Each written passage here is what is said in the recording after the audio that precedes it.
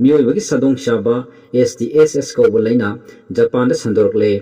COVID-19 leina laichat paksana sandorakpadagi Malem sinba thungna misimina kaya thokraba matang yamna angakpa ama oina myoibagi sadong shaba streptococcal toxic shock syndrome STSS haina khangnaba bacteria na sandokpa leina ama Japan da sandorkle hairi report amagi matung inna leina asina naraba myoy ado pungni phunipan ge manungda sigalli leina asina naba case samapan ga humda taretlom Japan da thengmekre leina asi group e streptococcus GAS bacteria na sandokpani leina asi angang amadi ahal singi oinadi yamna kiningai ama oiri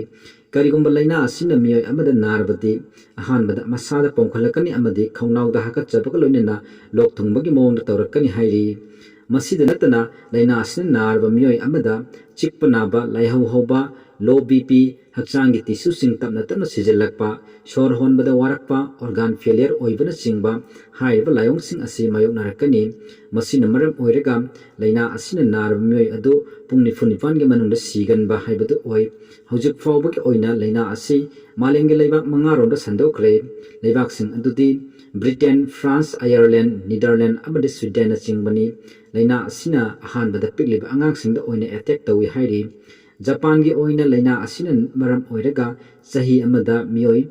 lising ani changarum na halakpa yabagi akiba leiri sibagi sangsada kontra oiri leina asigidamak marketa J7 haiba vaccine ama puthoktu sijinari hairi loisilakpada video siba miyeng tabi libam nuksiraba viewer singna channel asibu subscribe topsan biramduna